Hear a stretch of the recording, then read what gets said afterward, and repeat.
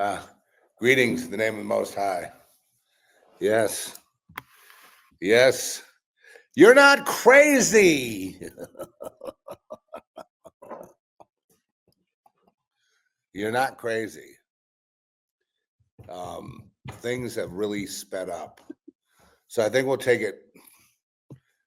the cosmic route first. The cosmic route first really goes into time and space, physics, just basic stuff. Let's take time. Let's straighten the below this hat out. I don't like it being crooked. Makes me feel like I'm imbalanced. Okay, so time speeding up. I have heard it said that when there are events, significant events that change the course of human history on the horizon, that time speeds up to meet them. Have you heard that? Anybody? Okay.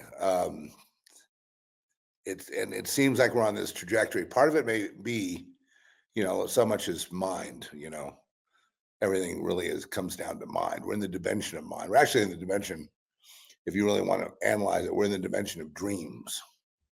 That's where we humans are, and that's where the earth is, and all of the things we perceive in the realm of dreams.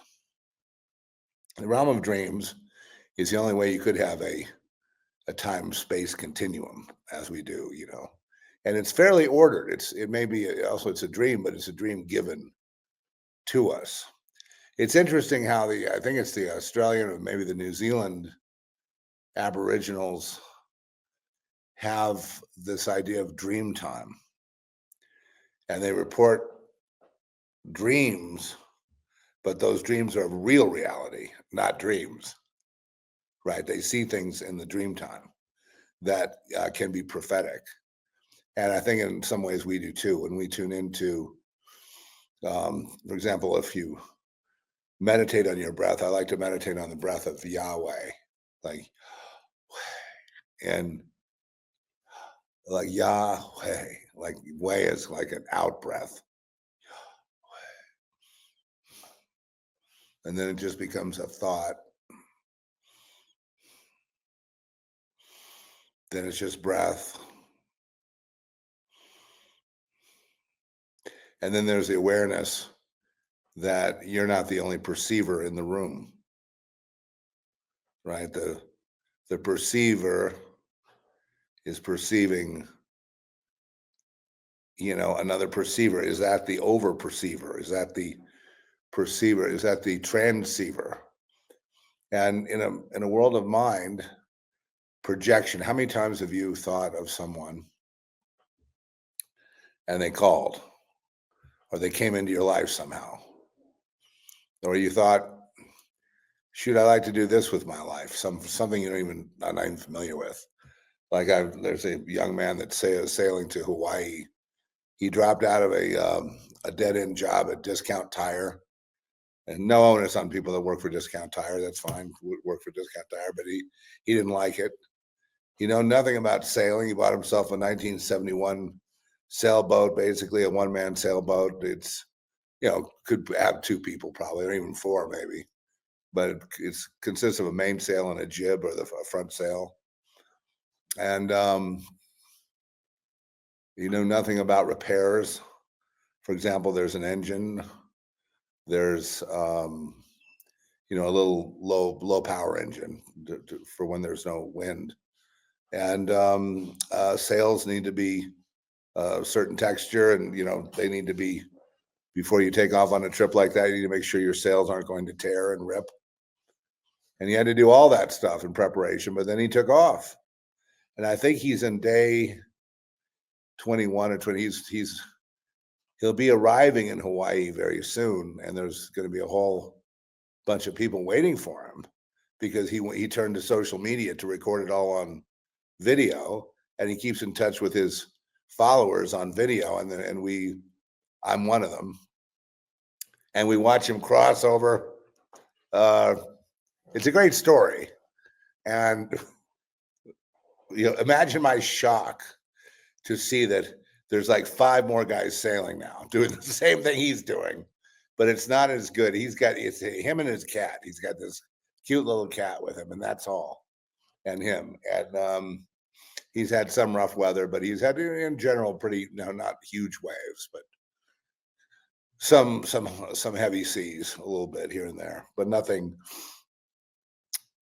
catastrophic. And then he's gotten over to well, now he's preparing. I guess is what today is. That in a couple of days he'll make land in Oahu, probably in the main harbor there near Waikiki, I guess. And he'll have a little welcoming party, and times are good. He's probably tripled his income. He's probably going to get a bigger boat, and he's found something he really likes to do. And I guess for people watching, the inspiration is, shoot, I'm in a dead end job, and I'd sure like to say I don't know anything about mountain climbing, but maybe I could climb Mount Everest and put it on TikTok.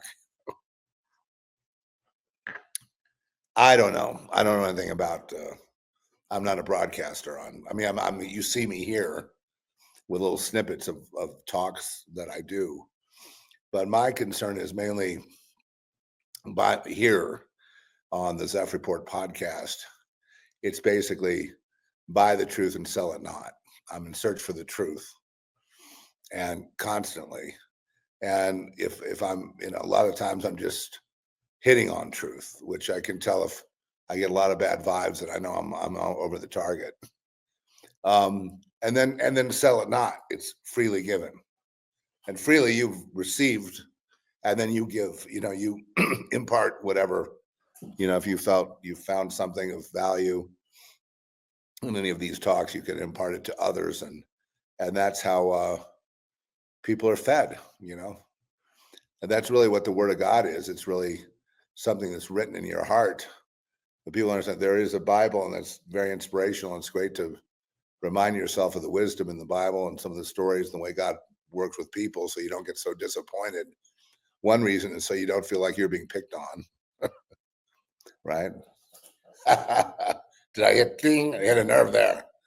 But so here we are in this, situation of events. But really, it's the wrapping up of the old time and the rolling out of a new time. And in a situation like that, it has the effect of time speeding up. Of course, time being relative, it's a relative idea. There's no objective time, so we can't say it's objectively speeding up, but we can say it feels like it's speeding up. It feels like no sooner do we go to bed than there's another huge news event driving us to the next thing and the next thing. And how many people have been surprised by the various things that you've seen the last 3 months? Right? You've been surprised. And I've also given talks here about my own journey through traumatic things. And I guess the reason that I'm here able to speak and able to put forth what I've learned through trauma. That's what I really had to go on as a child, was trauma. And then as I grew older, I was on a search through philosophy, philosophers, East, West, religions, East, West, all of them, trying to find out, why suffering, for example, why we're here. And I know the sound of one hand clapping would, is the answer to that koan would be something like, why are we here? And then the answer would be, because we're here. I know, no, I'm not saying that, but I'm just saying, what's the sound of one hand clapping? One hand clapping is the answer. Say that to the Zen master, and he'll say, you're enlightened, my son, but the trouble with enlightenment is that unless everyone's enlightened, no one is enlightened, according to Buddhist philosophy. Correct? I like to use Buddhist philosophy a lot, and it does help me a lot because I think it ties in with Jesus' teachings really well. For example, I could say, okay, Jesus' doctrine of non-attachment. It lines up perfectly with the Buddha, with Buddha's, with the sutras regarding, attachment as being one of the paths to suffering. If we are attached, the more attached we are to things, schedules, social circles, rituals, and whatever else that we do to make ourselves feel halfway decent on this planet or useful, all those things lead to suffering. And so the Bible says, and it's really very, very clear here. And let me get the exact scripture, because I get this wrong. It seems right to a man, but that way leads to death. And that is Proverbs 14:12, right at the beginning. Very wise statement. We live in a two-tiered reality on earth. The one we don't look at, sometimes referred to as the dark side of the moon, looked at, like Pink Floyd, euphemistically as the dark side of the moon. Meaning other people say, well, that's the occult, or that's the realm of spirit. Well, it's the realm of that which is not seen, perceived with the five senses, but it's seen with the higher senses and the higher sensibilities. Know that it's there, and what it is it's a great, it's what I think David Lynch called a great sea of consciousness, just waiting there, or if you like, the real world of mind, capital M, mind, and inferring from that the heart of control and mind control the mind, control the world, and it can be misused. And what the Bible might call heaven, there's many other names for these realms, or divide up into first heaven, second heaven, third heaven. Could be the realm of mind is the third heaven, and the ultimate heaven is the throne of God, or the tabernacle of the Most High. And it's all kind of dovetails in as man throughout the world has tried very hard to figure out the cause of suffering and then the end of suffering. And and Buddhism has probably come closest, in my view, of really trying to nail it down. But it's not that much different from, say, the 10 Commandments. When you finally get down to it, it's the Eightfold Path. And basically the end of suffering means the end of desire. And Jesus also gave in the Sermon on the Mount, aside from the Beatitudes and all that, this idea that suffering, and then in many other lessons, suffering is really has to do with mistaking this world for a permanent world. Building up your treasure on earth rather than heaven. Preparing yourself for earth rather than heaven. And the thing about it is, here is very unpredictable what's going to happen to people. People can get sick, and we get a lot of people getting sick, a lot of people having troubles of all kinds these days. And you're not able to control this situation on earth. I think people feel more and more out of control. And so then you start seeing beyond the veil, which of course the Bible calls the apocalypse, when the veil is removed. Then you see what's actually there. And what is there is that affects the earth is a great contest between between opposites, light and dark, good and evil. In Isaiah 45, the Lord God speaks of he's the one that creates evil and good. He creates calamity and peace. Okay, so why would that be? And then in 1 Peter, it says, I believe it says that God allows calamity and troubles to come upon us, and he says, don't be surprised by this. And then later on, Paul says, it has to do with building character. When you have reversals, if it was just like you decide to do something and then it's easy and all the doors just open one after the other as you work on it with no reversals, then really you haven't done anything. You're actually atrophying as a human being. But as you have struggles and suffering, you actually increase in strength, increase in wisdom, increase in the depth of personality and person. And a lot of the questions that we have philosophically are answered in suffering. So suffering is not in vain if you understand that this is not the real world. This is not the permanent world. You're not going to be here forever. There are people that hope to be reincarnated here, and they get into a whole bunch of things. There are people that want to be cloned, which I can't even imagine someone would be that much of a glutton for self-punishment. I can't imagine it. You want to go again? Really? I think this time's enough for me.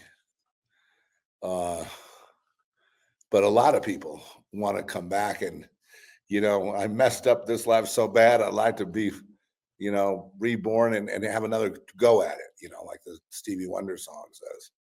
I don't know that another go would be the answer to your problem exactly. It might be I think one of the answers to the problem is, okay, I'm a sinner. Okay, I make mistakes. Okay, I've been a fool. Okay, the amount of foolishness compared to the amount of wisdom. Pile up foolishness in one hand and wisdom in the other. Which one do you think is going to win? Right? And as you can see from that example, foolishness wins the day. We're going through the most profound changes a society could go through right now, and instead of excitement and a sense of intrigue and interest and curiosity, we end up having this dread and like being dragged over the finish line. And it's really kind of rather than just embracing the change and going with it and then racing and enjoying the ride, and people are not really doing that. They're digging their heels in. And I guess, now we're going to come to the political stage. So the message I have for myself really in this attachment thing is to not be too attached, do not have desire for all the things in this world or all the things you didn't get when you were a kid or all the things you didn't get like your friends did, competing with the Joneses next door and all of that stuff. That's all that direction. Work hard and one day you can have a castle or whatever. All of this is just, it seems right to a man to work for something magnificent. And then in most cases, it all goes to shit at some point. Old age sets in, family squabbles, divorces happen, people bicker and fight. And the whole goal of having this great family and this great wealth or this great, thing that you're trying to build, the whole thing goes to shit. And that's because there's a way that seems right to a man, but that way leads to death. And I can apply it to a million different situations, but the big one is the secret path. The secret path, that's really not a secret, but an open secret, the Faustian path, the bargain with the devil path. Of course, that seems right because the job came easy. got friends, got contact, got the corner office, got the trophy wife, got this, got that. Man, I just couldn't be happier. Now you show me a man like that or a woman like that, and I'll show you someone that's destined for great, great suffering. And I think they need prayer more than anybody else. And the more successful they are, the more they're going to hurt. So don't worry about you people that, hate the rich. The rich are going to pay, for their worship of money, if that's how it was built. The worship of money is the root of all evil. Money is not the root of all evil, but the worship of it is. The desire for it is. If it comes and you're not, slaving for it, then I suppose it's fine. But if it becomes an obsession, like anything, it could be being an athlete. It could be, whatever it is, money, the tree out back, you just love it. You don't want to cut it down, and you put a fence around it. You enshrine it with jewelry. And I'm just being silly now, but you make sure the birds can't get to it and the woodpeckers can't peck away at it. And, you do everything you can. And then the tree gets the tree beetle eats the bark beetle gets into the tree and eats it and kills it, or like the cure is right there. You're going to get those stem cell therapy and you're going to be up and running in no time. That cancer is gone, baby. Gone. And, you line up to get it, you get it, and you really feel like you're onto it. And they implant the new stem cells, and your health improves slightly, but the problem's still there. Maybe you bought yourself a little extra time, but a little time is not any kind of reward. That's more time to agonize. Well, what's the cure? There is no cure. There is no cure for our sickness. Number one, right? Number one in my Buddhist parallel today, which is all life is suffering. All life is suffering. All. The animal world's in constant competition. The bug world's in constant competition. The disease world's in constant competition. The parasite world is in constant competition. Everything is in competition. Competition hurts. Competition also makes strong. Adversity makes a person strong. Adversity is actually, if you're in the right spiritual place to receive it, can be a gift, but it can also be, because even if you're made into a martyr is to be, admired by humanity. It's a thing, treated unfairly, thrown in jail unfairly, had to do time for no good reason. I mean, I've, had to have your life blown up because people didn't, approve of you. So they went out of their way to illegally, throw you off a path and make sure you could never get on again, or to try to, kneecap you so you could never be successful. This is the kind of thing that happens in our society to people, especially people that are mavericks, seers, people out front. Look at Elon Musk, for example, a good example. And his his great company, Tesla. I don't know if you've looked into it, but I mean, the things they have on the drawing board that are coming out, including hypersonic commercial aircraft, are just mind-boggling. Self-driving semi-trucks that go pick the load up, and then they drive it to the destination, drop it off, and they go back for more. No fatigue there. So it's very, very interesting. And then, of course, there's SpaceX. There's a new cell phone coming out from Tesla, which is going to be solar powered and have a cost of only $350. as compared to the what are the iPhone with all the bells and whistles, 1,500. That's a big difference, 5 times less. So, um, and then ruining his character, and then accusing him of stealing from Social Security because he wants to take your money. He's the richest man in the world. He's not there to take your money. And basically, when I saw people doing that, I considered them all absolute fucking idiots. And then I thought, wait a second, that's like half the country. That's like, that's a good way to have no friends at all. Because there's a lot of people that hate Elon Musk, but we know what they hate. Come on, be honest with me. You know what they hate. It's not the fact that he was trying to find waste and abuse in Congress, and that a lot of Congress and senators and NGOs and all that rely on that slush fund, right? They steal from the tax base. So they're upset with him.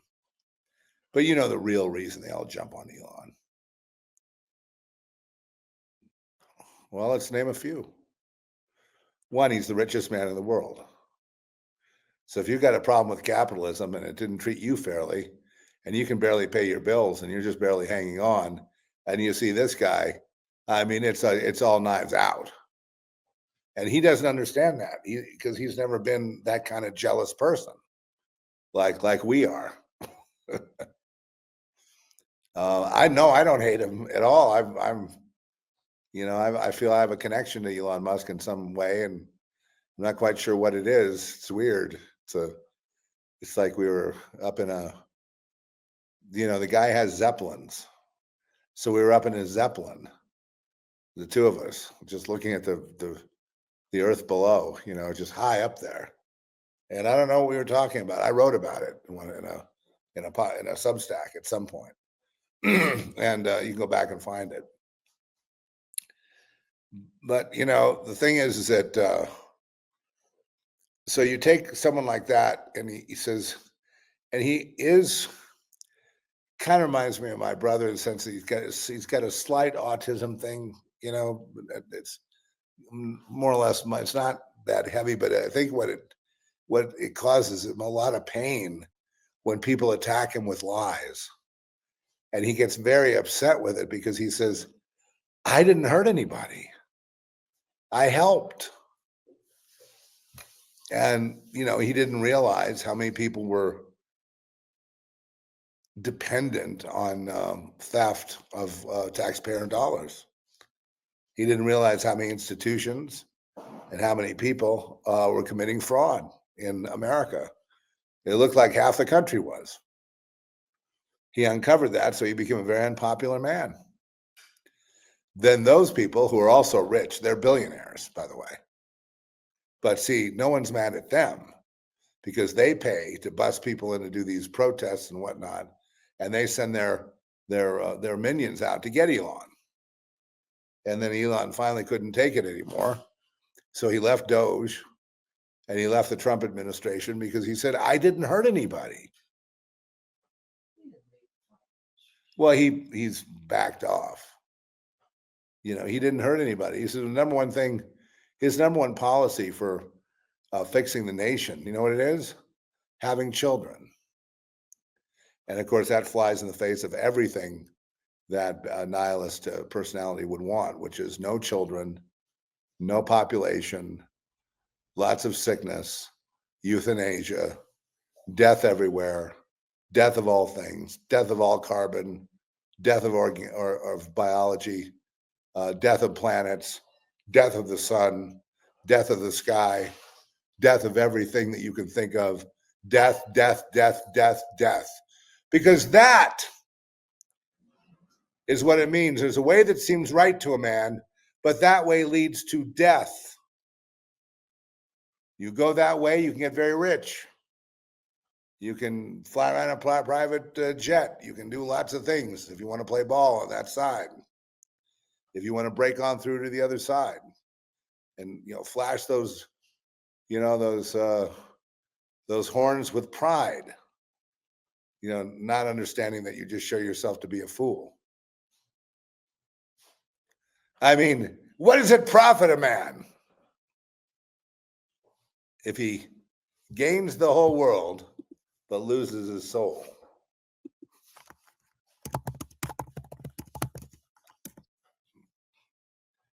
And what does it profit a man if he gains the whole world but loses his own soul? Now, that's not a figure of speech. That's not a colloquialism. That's not a poetic flourish. It's literally true. You literally have a soul. It's your life. It's you. You're not your flesh. You're not your eyeball. You're not your work. You're a soul. You're a spirit. How many would lose that in order for temporary wealth now, for a temporary pop now, or even going further? How many would kill the other guy if it meant, a double or a triple?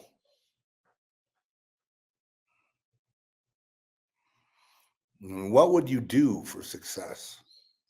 How far would you go? Now, if you become successful but lost your soul, okay, who art thou? Who are you now? You lost your soul. You don't sail around on a little sailboat and do the work yourself and struggle to make it to Hawaii. No, you've got a crew of 15 piloting your $10 million yacht or whatever it costs. You're anesthetized. But who's anesthetized? No one.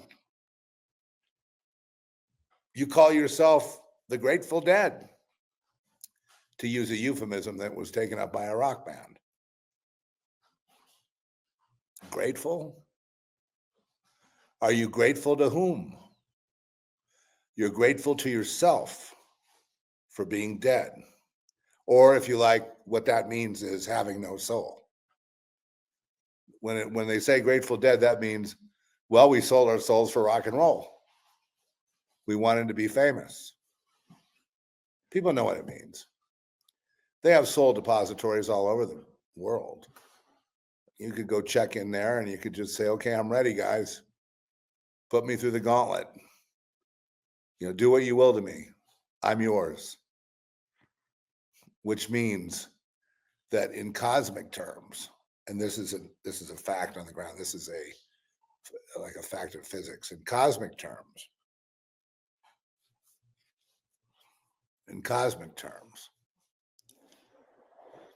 you have formally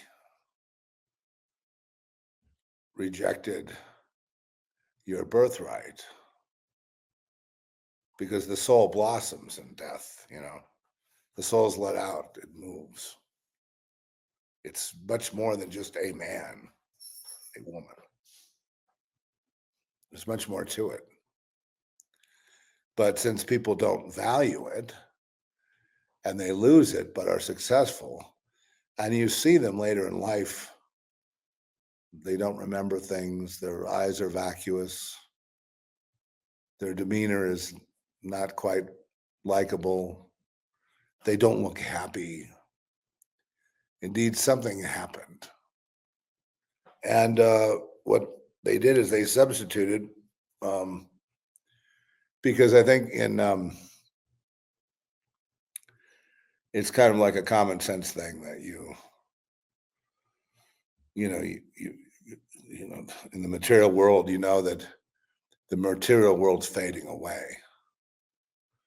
And if you identify with the material world, and which the only way to do that is to glom up, to conform to it, and the only way to conform to it is to die yourself of what you are. In other words, you've now become your soul has become a commodity, tied to the world system. tied to entropy, tied to a physical wearing down of things, not eternity. So those are some of the things that kind of I'm reminded about when I look back on my own life, and I realize that then I also realize the dangers that people get very mad at you when you tell them the truth, and the truth can be very painful, especially to people that have they've if you say, look, Galatians says that I think it's Galatians 5 says that God is not mocked. What you sow, so shall you reap. And I'm always reminded of that. Like people think, oh boy, they're getting away with murder. They'll never pay. They're paying. Everybody pays. Just being here and doing nothing wrong, you pay. If being here and doing nothing wrong makes you a target for people that are doing something wrong, they'll come after you. You'll pay that way. There's no getting out of here without paying. So, and it's not that important to people in a materialistic society to be focused on that which is, which would be God, that which would be, outside this realm of understanding, that which would be hidden, really, in a sense, even though manifest through all things created. So therefore, the me, the now, the ego, the thing, the machine, the finish line, the winner's circle, all that becomes very important, even though it fades. It's the shiny object that you can see, and then it's the rabbit that the greyhounds are chasing around the track, and then some of these greyhounds have blinders on, so all they see is that rabbit. And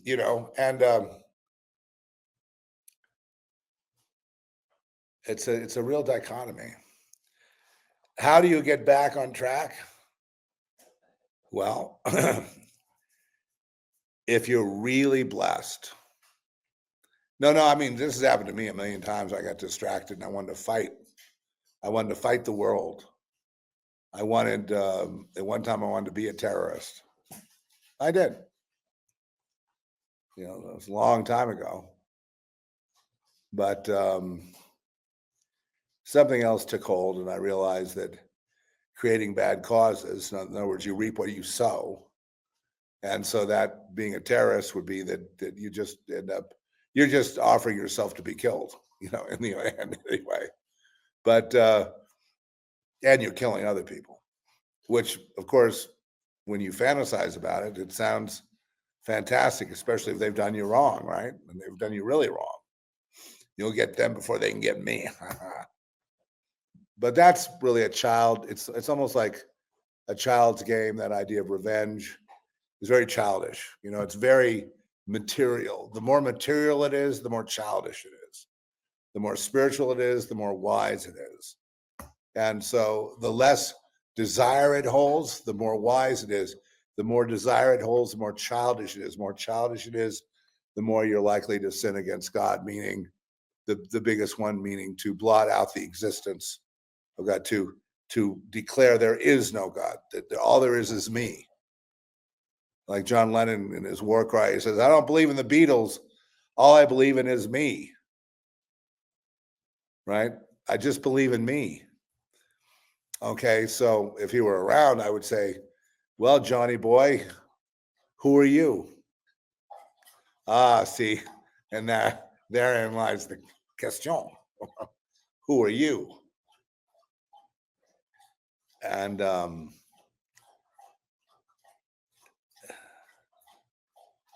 if you are who you think you are, usually, or you're shown, it's revealed to you who you are, you realize, hey, I'm a million miles away from fulfilling my destiny. I'm a million miles away from being a good person. I just suck. I'm failing at everything. I'm hurt about everything. The world's also shit. So, why even get out of bed? Why even proceed? It sucks. It's going to suck a lot more if I get up and participate. So fuck them. But no, I mean, that's an existential crisis, yes, but that's a good place to be to get it out of your system. Okay, that that's kind of where we are, like with half the country being nihilists. That's kind of where they are. Like tear it all down, burn it down. Capitalism, pull the statues down. Hey, I'm just one of 9 billion people trying to be happy. And okay, we'll sign on with communism and see how that works out for you. Oh, we're all going to share and be happy. We're going to kill everyone who disagrees. Ha ha! Who's the terrorist now? And one man's patriot's another man's terrorist, right? So, welcome to the mysterious world. And I don't even know why I got off on this topic, because I was going to talk about politics here today, because I have some, prophetically speaking, and I had a couple of premonitions. That doesn't mean they're going to come true. It's just premonition. You do with them what you want. But one that I had was if I was kind of looking at Trump, and Trump's the center of the world right now. He's the ground zero. Nothing else goes on in the world but Trump. That's all. People that hate Trump don't realize that what I'm saying is true. They want him erased. But the more they want him erased, the more he exists. So now he overshadows all politicians, all kings and queens. He overshadows everyone. And the big handicap here, and this would be for people that support Trump, the big problem is that, well, he's kind of like, very Machiavellian these days, very ruthless. And he's not going to listen to judges. He's not going to listen to anybody. He's going to tear it up. And if you've got a problem with me, come at me. Come on. We're almost to that level. So that's what I want to talk about, okay, so when would the first fire of the Civil War take place? Now, they did a movie, Civil War, and I shouldn't get mad at the production company, A24. I should like them, because I have something I want them to look at for me. So if I said anything bad in the past, please erase that. It was just in the heat of battle. But your director, I still don't like. He's all right. I mean, I just, so obvious that was programming. They're trying to program for the Civil War, for like a race war, a race-oriented Civil War, eliminate the white people, et cetera, et cetera. And it didn't happen. A new president got in there. And then it also envisioned Trump and having a black woman killing Trump in the end. Having the black on white was very important to them. Like, they thought they were not being racist in that. And I saw a lot of mistakes in the movie. I love the actor Jesse Plemons. He was like my favorite guy. But then I've been watching him since Breaking Bad, and he's always there's just something about him. I don't know what it is. It's watchability, I guess. You just watch him. He's not particularly handsome. I mean, he's not unhandsome. He's handsome enough, but he's not like a leading man type material. He's not a George Clooney, let's say, but in his prime, or a Brad Pitt or something like that. But he's just very interesting. He's kind of like James Woods was interesting until they booted him out, which was unfortunate, since he was such a great genius, not just actor, but all around genius. Anyway, so they did this pre-programming for Civil War, and I believe they're still on that plan.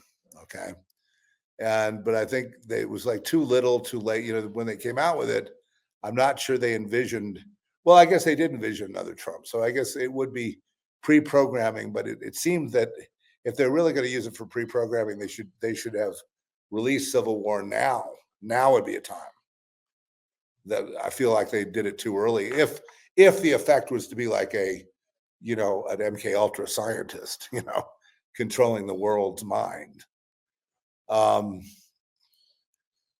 So and then it had these different forces of the USA, and USA was busted up into a couple of different factions, and how long would that take to do that? I mean, you're talking about a process there.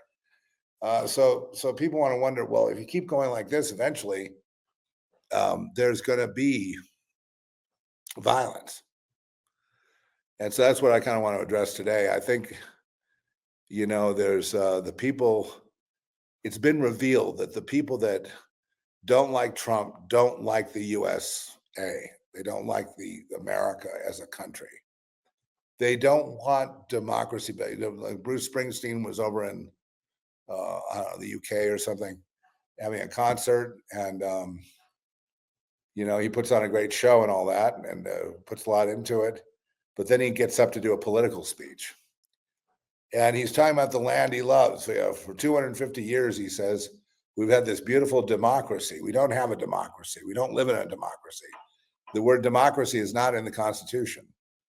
I wish that people would, learn, especially people like Bruce Springsteen, would learn, about the Constitution before flapping his, gums about it. Anyway, and then now we have a tyrant, and now we have fascism, according to Bruce Springsteen, who is not benefiting from NGOs or slush funds or whatever. Maybe friends of his are, but he's always been he's always complained in his lyrics. Like "Born in the USA" was a complaint of the. He's always complaining. We shouldn't have poor people, and we shouldn't have, a lot of the social problems that all the countries have, no matter what their, communist countries have poverty as well. So, so he's kind of too conservative for who would really follow him. The people that were his audience before have moved the more working class people that work in factories, people who work with their hands, are really wanting to work with job creators and get a good pay for their work. And that wouldn't be Biden, it would be Trump in that case. So Springsteen, being the boss of the working class hero is his image. Who's he talking about? And so I guess he had to go like overseas to do his concert. Those people, I guess he's talking to. But no, I've got to finish now. But the thing that is interesting is that he's not talking nihilistic enough. He's not left enough. He's not, I know they love the word democracy because that's mob rule. We don't have that. We have a representational republic, which is based on representatives, and that represent people that vote for them, and then they deal with the issues. That's and laws and conduct the business of the United States. And that's what they want torn down.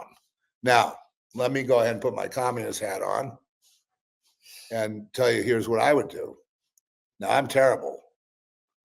You wouldn't want me to be a communist because I'd probably be at the center of the next, 9/11 or something.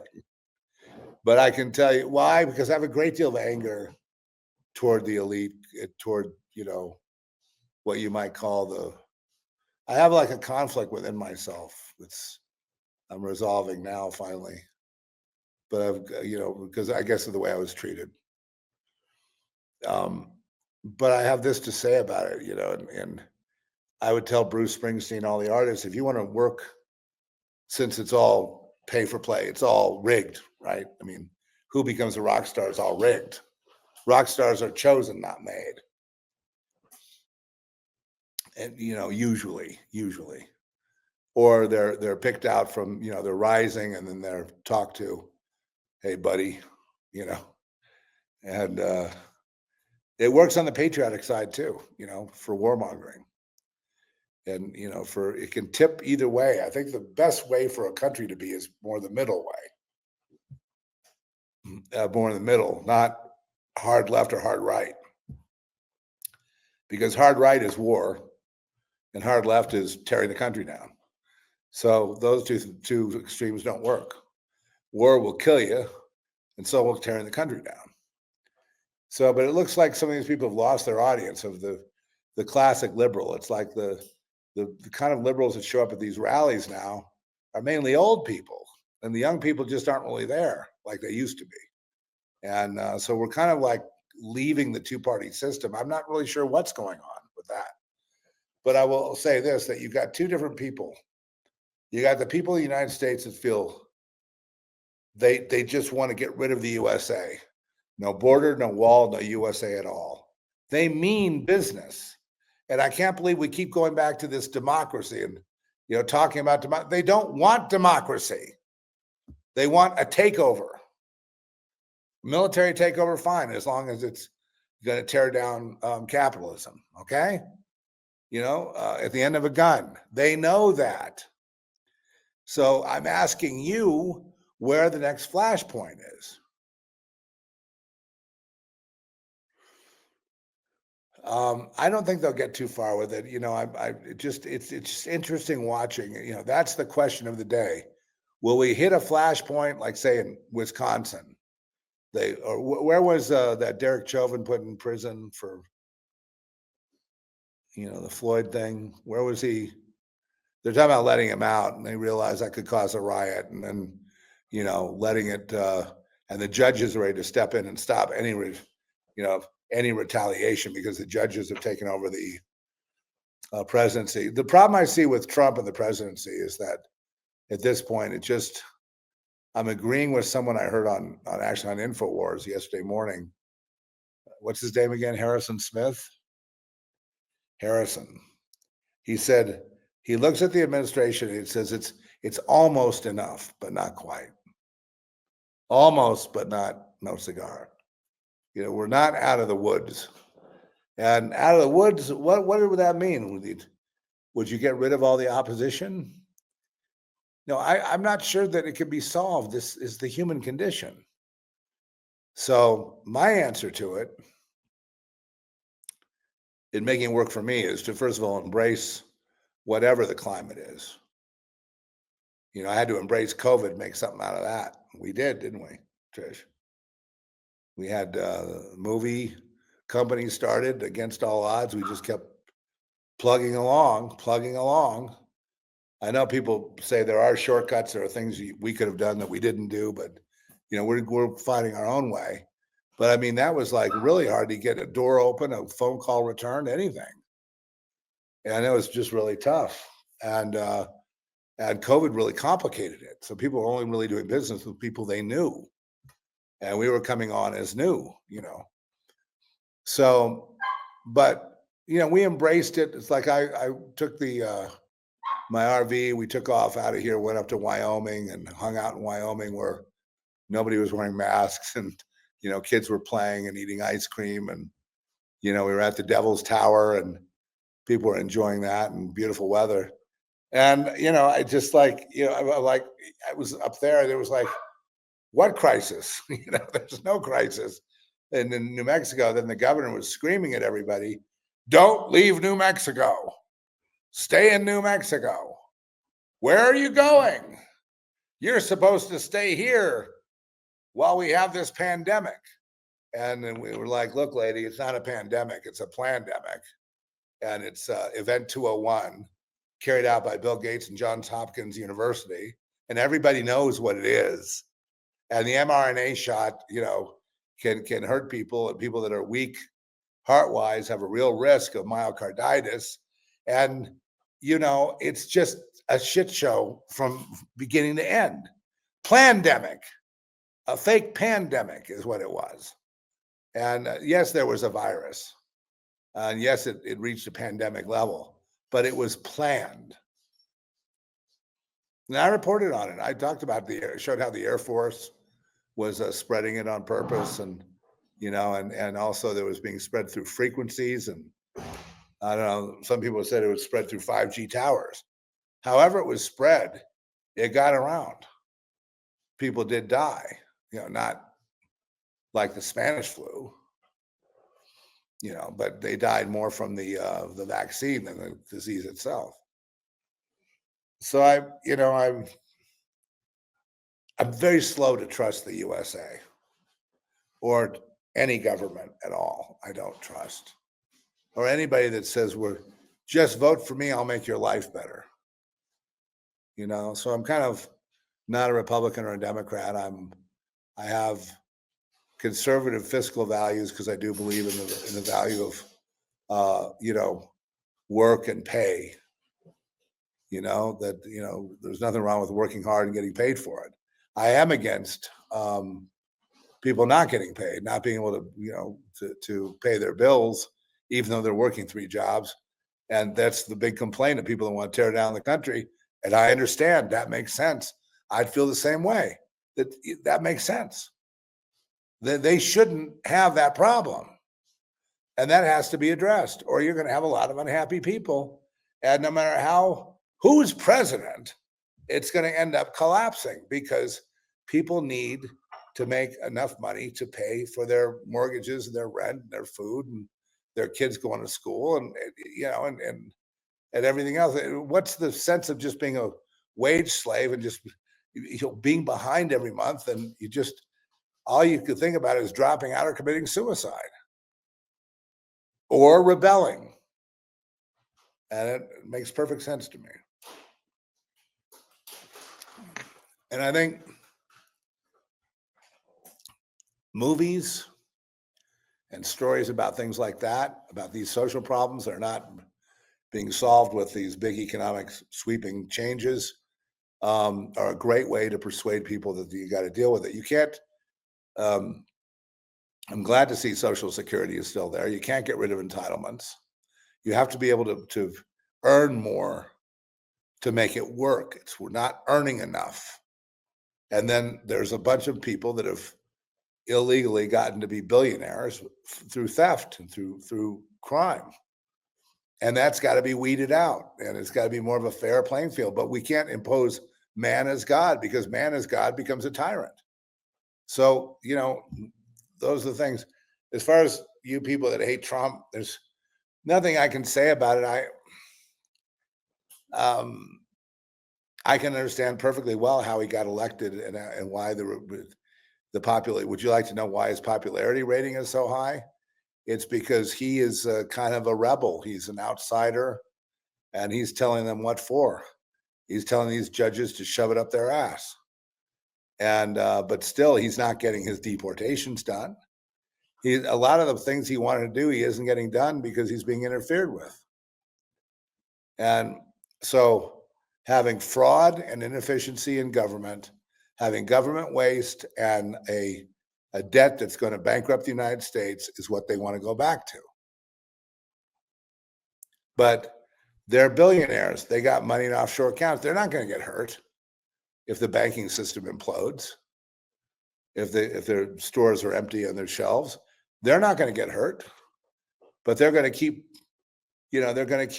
campaigning for left-wing causes, even though they're billionaires. And you go, well, why would they do that? Because it's all about control. It's all about who controls the world, not just your nation.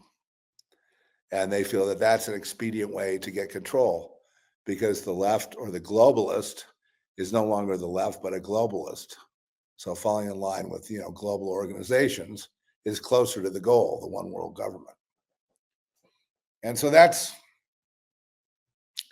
if Trump doesn't get his agenda through, the Democrats will be able to throw him out, and everybody else in the midterms and the next election, because a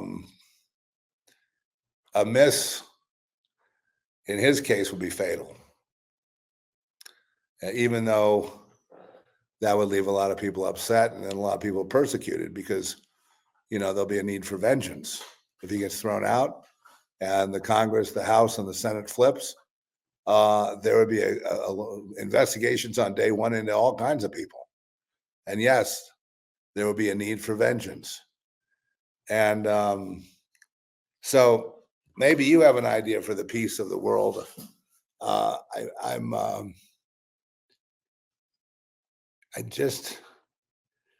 It's kind of like, it feels like the end. The end of this. And the beginning of something else, but I don't know what it is. Will there be a crisis from UFOs? Well, they've already kind of introduced that, haven't they? And people are not reacting in a frightened way. They're kind of going along with it. I'm not really sure how conscious people are. If they know anything about what's going on in their world, it's almost like people have been turned into NPC characters. They just function. They push the button, they fill out the paper, they put it back on the conveyor belt, goes to the next guy. And I don't think there's anything really there anymore. And this, I don't have anyone to blame.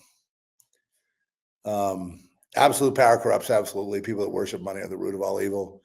And yes, those people being at the top of our society are ruining the whole world. And until and unless that problem gets resolved, a spiritual problem, a problem of people running over to Satan's side, which doesn't mean you have to worship a statue named Satan or anything.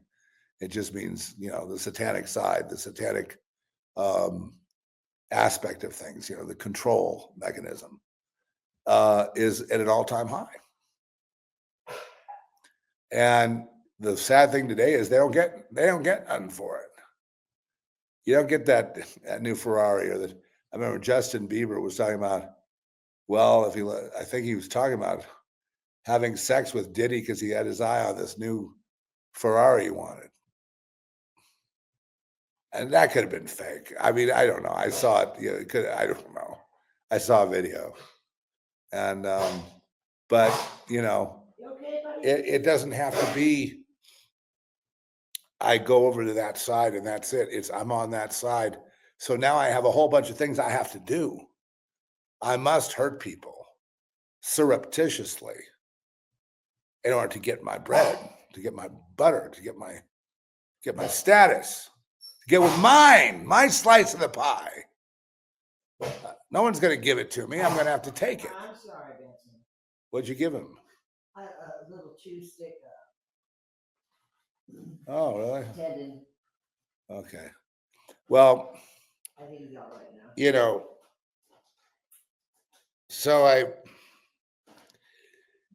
if I could dumb myself down, it'd be really stupid. I could easily go kill people. After you get a couple done, it's no big deal anymore. Probably. I could easily be on that side of it. In other words, that's the other side. And yes, it's not just gangs that make you kill somebody in order to be a member. So you want to be a member in good standing or just like a bystander that they just, use as an occasional slave? No, you want to be in the club, right? You're going to have to do something to earn it. Oh, and that something may not be legal. I'm sorry. So there's no Santa Claus. Grow the fuck up. That's what Mommy told me. He really killed people? Oh, grow up. You know how things work. You're going to have to break a few eggs to make an omelet, aren't you?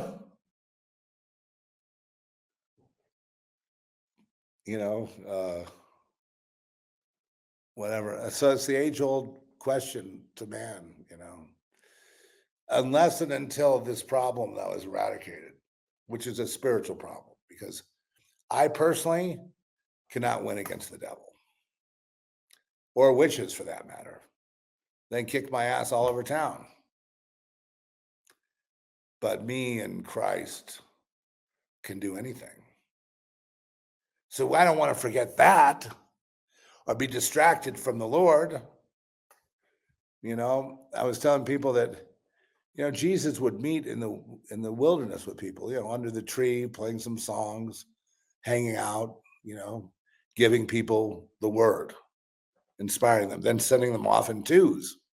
And he said, if they don't receive your word, it'd be, better in Sodom and Gomorrah than what's going to happen to them. Wow, that's strong. Yeah, you thought Jesus was all peace, huh? Yeah, that's pretty strong words. And that's when he sends you off in twos, he protects those he sends. God protects those that work for him. And if they have to become martyrs, well, then their worries are over. They don't need this life anymore.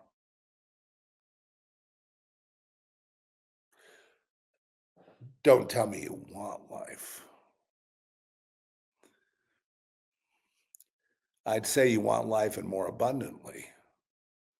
If, abundantly means things have meaning, things have depth. It's like reading a Wordsworth poem or contemplating the beauty of a lakeside spring blooming lakeside vista. Anything like that, is bringing back the spirit. Now that summer months are here, nature is a good way to get undistracted, to bring it back to what's important. What's important is not all the crap they try to shove down our throats. What's important is, well, we are important to each other. Love is important. Caring for someone's important. Caring about the truth is important. So if you feel that way toward other people, you care about them and you love them, how much more would you give to God who made you, who is your father and who is your mother? I live in a nation where nobody even knows God. All the church, I watch them in the White House singing a praise song to the Lord. And it got triggered me. I was like, my God, they're going to kill someone. It looked like a satanic, like they were just biting into that carcass and ripping the guts out. Why? Because everybody there was thinking about something else, maybe politics. So they seemed distracted to me, and that's just a shame.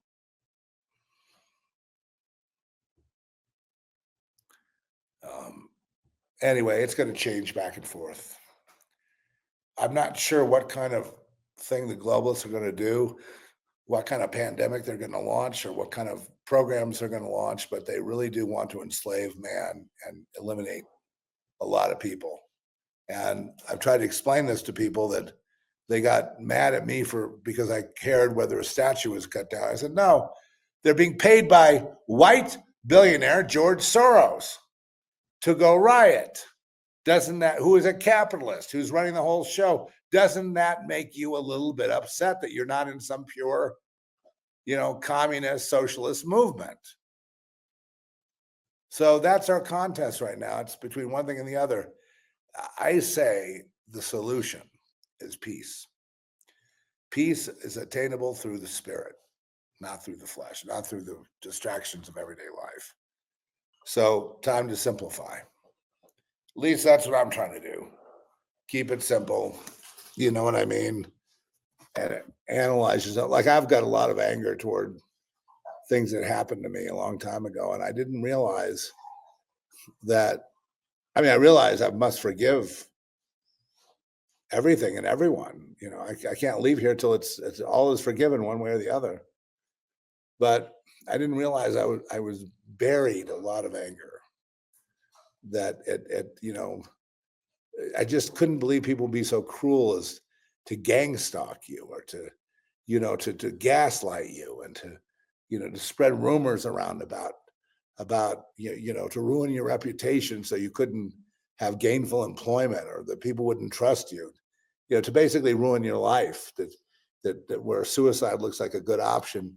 I guess that built up a lot of anger in me over the years. And of course, murder attempts and killing friends of mine and things like that they did really, kind of hit home. what kind of world we live in, what the real world is really like. And I see that most people are not ready to accept it. I don't accept it, though. I still don't accept it. I don't accept this world at all as to what is presented.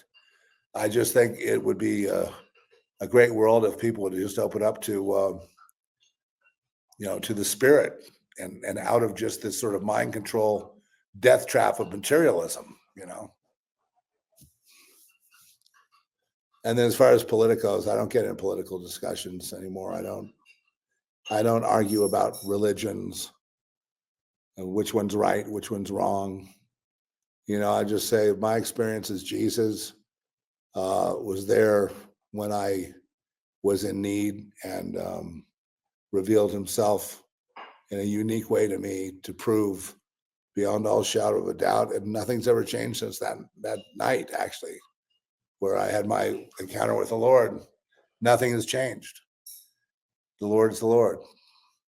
But I don't disparage anyone for going the path of Hinduism or Buddhism or Islam or Judaism or whatever path that you're on, or materialism is another religion, But don't expect the world to be a nice place if we follow materialism.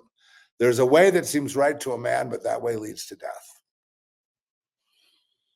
And that's true for all. And that way also leads to death, meaning it ruined the end of your life too. I've seen it. I've seen it. I've seen it. I've seen it.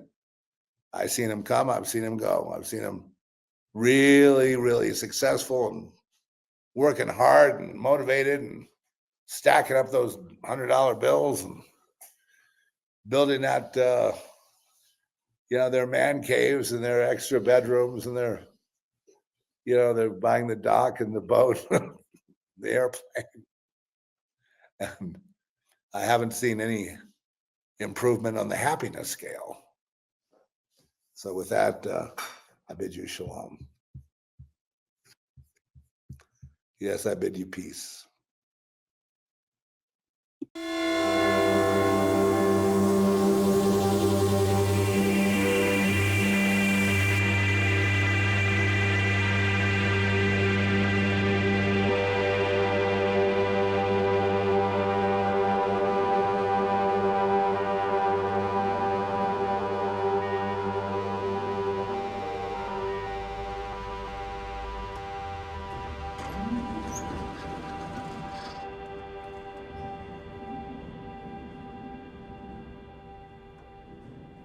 What do you mean?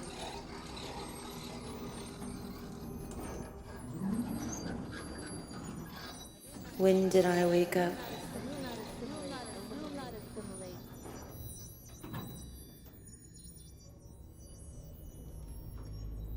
I never went to sleep.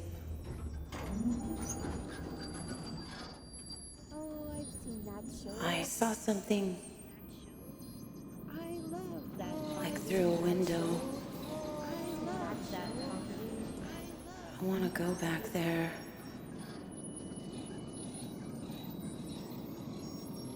I know I can, and I will. My family? I don't have a family. I have people who mind me. You know who I am. I'm an actress. Or I was. Thank you. I'm glad you approve. But I'm not going back.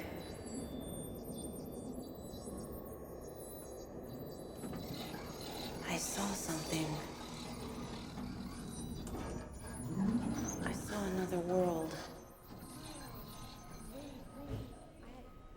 A world you've tried to block from me, from all of us. What do you need me for? Please. Do not keep throwing family, friends, and fans in my face. I don't care anymore. This is some kind of sick joke. Your sick joke. Wait a second. Stay away from me. Get your hands off me. I'm not going anywhere in that. What is that? Some sort of space bus? Never seen that before. I've never seen any of this before.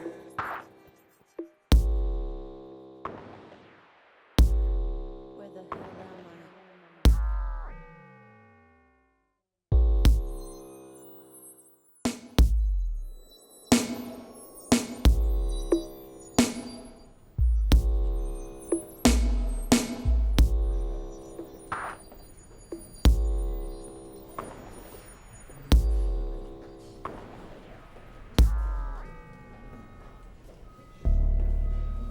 Once I was a real girl, flesh and blood, with a string of pearls around my neck. Now the silver thread is wireless, and to the grid I connect.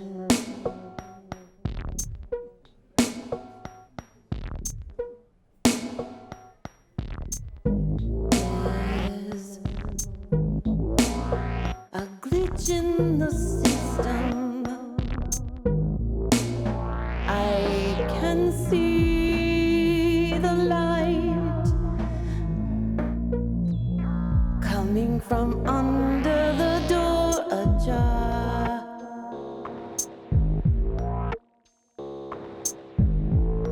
There's a misfire in my synapses.